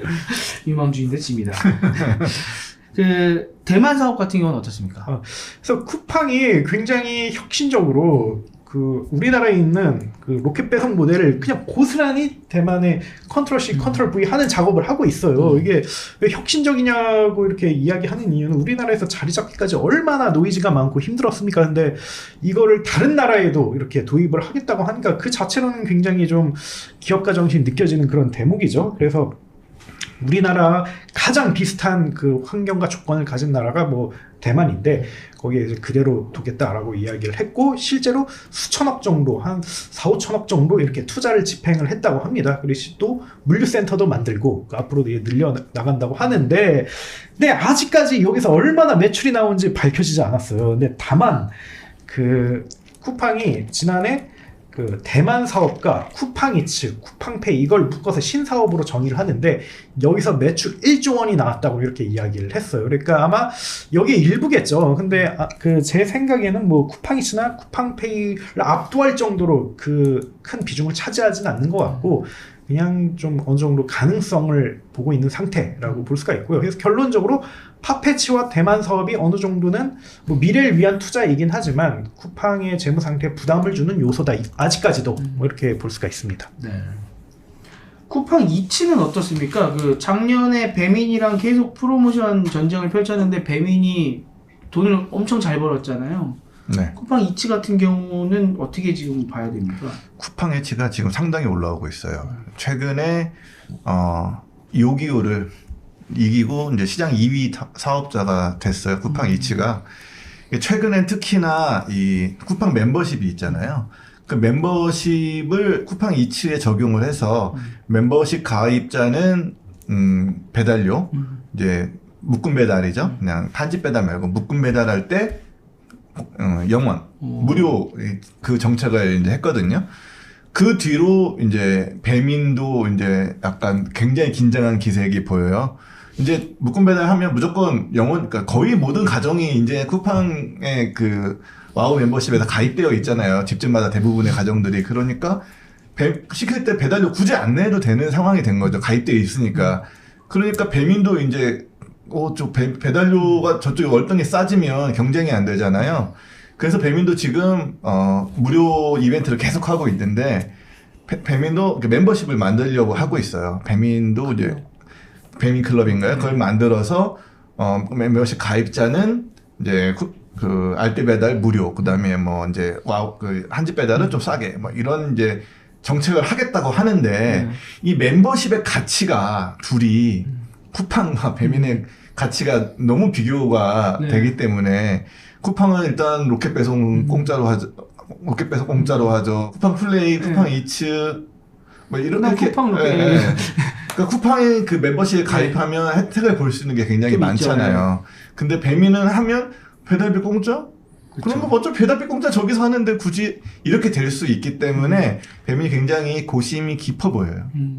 그리고 또 언급할 수 있는 거는 모회사가 계속 배당으로 몇천 원씩 가져가고 있거든요. 약간 좀 ATM이 이런 표현이 맞을지 모르겠습니다만 좀 ATM이 된 것 같은 느낌을 받아가지고, 그리고 이번에도 엄청나게 좋게 이게 이익을 냈는데 뭔가 이게 신사업에 투자하려고 하는 분위기가 아니더라고요. 끼미도 아니고. 그래서 이대로 가면 좀 배민이 크게 위협을 받지 않을까. 그리고 외적 요인도 그렇게 언급하고 싶네요. 네. 자회사 중에 그 모회사의 계열사 중에 거의 배민이 혼자서 이제 고분분투하는 중이라. 그때 누가 말씀하셨죠? 장남 혼자 다 이끌어가고 있다고. 네, 정말 달았었던 것 같고, 이게 저는 이제 축구를 좋아하다 보니까 굉장히 충격적이었던 게 쿠팡 플레이가 이제 EPL 중계권을 갖고 가는데 그것도 6년이나 갖고 간다고. 그래서 스포티비 같은 경우는 EPL 중계권이 가장 큰 강점이었는데 이거 뺏기면은 사실 게임 끝나는 거거든요. 물론 그건 있죠. 이제 손흥민이 은퇴할 때가 됐기 때문에 이렇게 몇 년 아직 남긴 했습니다만 당장 내년까지는 스포티비가 중계를 할 거고, 그 다음에 과연 EPL이 그만큼까지의 지위를 누릴 수 있을까, 우리나라의 그 중계 시장에서 뭐 그런 건 있습니다만 지금 라리가도 원래 갖고 갔었고. 네. 그러면 이게 구독료를 지속적으로 상승시키게 할 수 있는 요인이 될까요? 아니면은 나중에 혹시나 뭐 너무 이쪽으로 투자를 많이 하니까 스포츠나 쿠팡 플레이 쪽으로 돈을 너무 많이 쓰니 이원화시켜서 뭔가 멤버십 이원화시켜서 가게 될까요? 어떤 식으로 가게 될까요? 저는 이원화로는 안 갈 거라고 생각해요. 이게 이 쿠팡 플레이로 대단한 돈을 벌겠다는 계획으로 만들어진 서비스가 아니고, 쿠팡 플레이는 사실 콘텐츠 몇 개 없잖아요. 오리지널 몇 개 가지고 로켓 배송을 원하는 사람들이 추가적인 혜택을 봄으로써 이 로켓 배송 멤버십을 떠나지 않도록 만드는 용도이기 때문에 EPL 하나 한다고 해도 다른 OTT 업체들이 오리지널 콘텐츠 계속 제작하는 것보다 훨씬 쌀 것이다. 비용이 그렇게 상대적으로 많이 들지 않을 것이다. 그렇다면 이거 뭐 넷플릭스 하나에 뭐 수천억 원 들잖아요. 그렇죠. 그런 거에 비하면 상대적으로 굉장히 저렴하게 약간 그 OTT 자체가 본질이 아니고 사이드 디시이기 때문에 그 상태를 유지할 것이다. 대신 이런 사이드 디시가 많으니까 요금은 계속 올릴 것 같아요. 지금이 7천 얼마죠? 7,890원인데 이게 10,000원 넘게까지는 갈 것이다라고 예측이 되죠. 근데 이게 좀 쿠팡의 시장 지배력을 입증하는 자료일 수도 있어요. 원래는 되게 쌌는데 그 한 번 올렸고 이번에 팍 올렸잖아요. 근데 아무 일도 일어나지 않았어요, 사실. 올려도 되는 거지. 벗어날 수 없어. 그래서 근데 뭐 이게 그 1, 2만 명이 아니라 정말 1,000만 명 단위거든요. 쿠팡의 멤버십은. 그래서 이게 어떻게 보면 쿠팡의 영향력과 시장 지배력을 입증한 자료일 수도 있다. 저는 그렇게 생각합니다. 쿠팡 멤버십은 개개인이 가입하기보다는 가정당 하나씩 가입하잖아요. 그러니까 1,000만 개라는 건 거의 모든 가정이 다 가입되어 있다는 거고, 예를 들면 엄마는 그 쿠팡 멤버십에 배송이 빨라서 만족해. 아침에 식재료들 막 사서 공짜로 와서 배송이 와서 만족해. 큰아들은 EPL 공짜로 와서 만족해. 그렇죠. 뭐 이런 식으로 온 가족을 다 만족시켜 줄 수 있거든요. 그러니까 벗어나지 못하는 거죠. 심지어 그 이번에 멤버십 가격이 오른 날 되게 충격적인 기사가 그래도 싸다 이런 기사가 계속 나오더라고요. 넷플릭스보다 훨씬 싸네 뭐 이런 기사가 나오는 거 보고 아 이거 정말로 반발은 없구나 이번에 그 가격 올리는 거에 대해서 좀 그런 생각이 들더라고요. 쭉 한번 알아봤고요. 마지막으로 정말 이제 쿠팡의 미래에 대해서 그냥 조금 뭉뚱그려서 여쭤보면은 지금 원래 이 사건이 터지기 전에 알리테무가 워낙 시끄러워서 관련해갖고 쿠팡도 영향을 받지 않을까 이제 이런 얘기도 나왔었잖아요. 근데 저번에 이제 저희가 달았습니다만 쿠팡이 당장 뭐 문제가 되진 않을 것이다 라는 뭐 결론은 나왔었고 그래도 지금 잘못 주저앉으면은 어떻게 될지 모르는 되게 시장이 어지러운 상황이잖아요. 쿠팡이 이번 일 때문에 좀 큰 타격을 받게 될까요? 아니면 그냥 1,400억 원이 꽤 크지만 그냥 요 정도 내는 선으로 아니면 잘 방어해서 잘 넘어갈 수 있을까요? 어떻게 보십니까? 사실 이제 플랫폼 이슈는 2002년 마이크로소프트 이후로 계속 나왔죠. 근데 대부분 결론은 비슷합니다. 20년이라는 시간이 지났는데 빅테크 기업은 흔들리지 않았다. 그리고 적당한 선에서 정부와 합의한다. 이게 그 두 가지 팩트는 계속 동일하게 반복이 됐거든요. 그래서 저도 이번 사태에도 그렇게 바라보고 있고요. 다만 여담으로 좀 흥미로운 이슈는 저는 좀 이렇게 생각하는 편이에요. 그 플랫폼 이슈는 내부 임직원은 죽어나는데 주주에겐 굉장히 좋은 일이다 라고 생각을 합니다. 왜냐면 이게 플랫폼이 단단하게 만들어지고 여기 이해관계자들이 흔들리고 뭐 온갖 노이즈가 일어난다는 것 자체가 정말 뭐랄까 엄청난 밸류에이션을 가진 그런 것으로 거듭났다는 뜻이거든요. 그래서 이게 좀 한 가지 또 다른 흥미로운 사례로 네이버의 사례를 볼 수가 있는데 네이버가 2010년대 그 독과점 이슈로 엄청나게 공격을 받았고 스트레스 받았고 거기에 있는 임직원분들 포함해서 뭐 창업자까지 엄청난 스트레스를 받았어요. 그래서 국감에도 끌려가고 뭐 했는데 그리고 몇 년 그 2020년 정도 돼서 이제 카카오가 급격하게 떠오르자 어느 순간 네이버의 그 독과점에 대한 이야기가 쏙 들어갔어요. 그리고 실제로 이제 국감에 그 창업자가 출석한 일도 적어지고 뭐 그리고 임직원들이 이것 때문에 시달리진 않거든요. 근데 주가가 막 떨어지고 신사업이 잘 안 되기 시작하고 주력 사업이 힘들어지고 뭐 이런 상황이거든요. 그래서 이제 카카오가 한창 맞고 이제 카카오도 흔들리니까 이제 그게 어떻게 보면 그 쿠팡으로 공이 넘어간 게 아닌가 싶고 이걸 다르게 해석을 하자면 어떻게 보면 국내 제1 인터넷 기업은 쿠팡이라는 사실의 방증이 아닐까 싶어요. 가장 핫하고 지금 가장 강력한 기업이다. 그래서 1,400억이나 이렇게 맞은 거다. 그래서 이거를 나쁘게 물론 이제 이걸 이제 현장에서 전투하신 분들은 힘드시겠지만 나쁘게 볼 필요 없고 고무적으로 알아주시면 좋을 것 같고 저희도 이걸 쿠팡이 힘들어지지 않을까 그렇게 걱정할 필요 없다. 어떻게 보면 지금의 쿠팡에 투자할 적기일 수도 있다라고 저는 생각을 합니다. 네. 저도 뭐 별 다른 일이 벌어질 거라고 생각하진 않습니다. 이게 뭐 과징금 뭐 큰 돈이지만 뭐 내야 된다면 낼 수 있을 거고요. 그다음에 시정명령 시정하면 되거든요, 사실. 그렇다고 해서 쿠팡이 그 억지로 거 밖에 있는 거를 1등으로 끌어올리는 짓은 안 해도 그 공범이나 탐사수를 이렇게 위로 올릴 방법은 얼마든지 있기 때문에 그거 뭐 굳이 그렇게 인위적인 조작까지 안 해도 얼마든지 할 수 있다. 저는 뭐 검색할 때 기본적으로 검색해놓고 로켓 배송 버튼 하나 누르고 검색을 하거든요. 저도요. 네. 그런 식으로 하면은 사실은 얼마든지 할 수 있다. 네.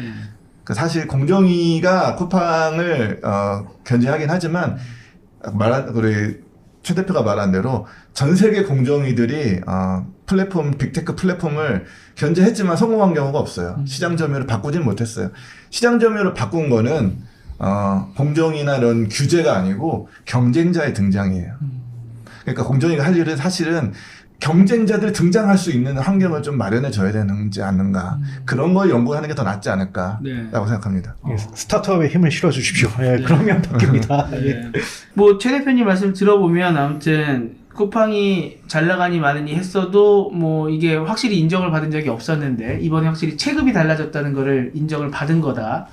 뭐 긍정적으로 보면은 볼 수도 있다. 그래서 근데 쿠팡은 갑자기 공격받은 게 아니고 계속 공격받고 있었어요. 그렇죠.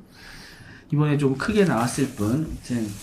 그래도 이제 중간에 침 대표님께서 설명해 주셨다시피 여기서 지금 밀려낼 수 없는 또 뭐 한 가지 이유도 그렇죠. 있었고요. 집단 소송. 집단 소송. 네. 이게 사실 저도 이제 미국 현장에서 취재한 게 아니기 때문에 이제 네. 보도 나온 걸 본 거기 때문에 어떤 상황인지 정확히 알지는 못하는데 보도대로라면 미국 집단 소송은 너무 무섭잖아요. 네. 뭐 담배 회사 같은 데 보면 그렇죠. 어마어마하잖아요.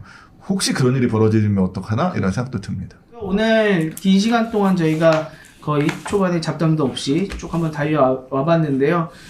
중간에 뭐 부족한 부분이 있을 수도 있겠습니다만 하나하나 짚어보려고 좀 노력을 했습니다. 그래서 그 사항과 관련해서 판단은 어차피 저희가 할 수가 없는 거고 뭐 법정에서 나올 거고 여러분들도 이제 각자의 판단을 해보시면 좋지 않을까 그렇게 생각을 합니다. 네. 오늘 이제 정규적인 이야기는 이제 여기까지 끝내보도록 하고요. 마지막으로 광고 하실 거 하나 저씩 한번 이제 저기 바이라인부터 한번 하고 갈까요? 네, 저 바이라인 아까 우리 그 라이브 초기에 한번 말씀드렸는데 7월 4일 날 클라우드 보안 관련된 기술 컨퍼런스를 열거든요.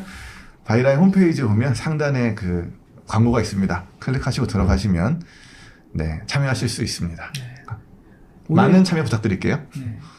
저희는 지금 아웃스탠딩 네이버 공식 카페를 운영하고 있는데 이게 얼마 전 1,500명 가입자를 넘어서 이게 조금씩 계속 붙고 있거든요. 그래서 그 광고도 하고 홍보도 하고 있는데 그래서 이걸 좀 잘 키워보려고 합니다. 여기서 굉장히 뭐 좋은 창업 관련 뭐 지원 소식이라든지 뭐 아니면 스타트업 뉴스 뭐 이런 게 많이 나오고 있고 그리고 또 참여자들이 계속 늘어나고 있어가지고 이게 좀 구경하시면 좋을 것 같고 무엇보다도 여기서 홍보가 공짜예요. 그래서 괜찮잖아요. 1,500명이 볼 수 있는 이제 다 스타트업 종사자니까 글 올려서 그 무제한으로 올리실 수 있으니까 홍보도 많이 하시고 뭐 좋은 글도 많이 올려주시고 뭐 Q&A도 있으니까 고민 있으면 꼭 올려주시고 뭐 이걸 말씀드리고 싶네요. 예. 앞으로도 많이 봐주시고요. 더운 여름 더위 조심하시고 건강 유의하십시오. 저희가 2주 후에는 또 다른 문제 없이 3명이 한번 모여서 찾아뵙도록 하겠습니다. 오늘 두 분 너무 고생 많으셨습니다. 예. 네, 감사합니다. 감사합니다.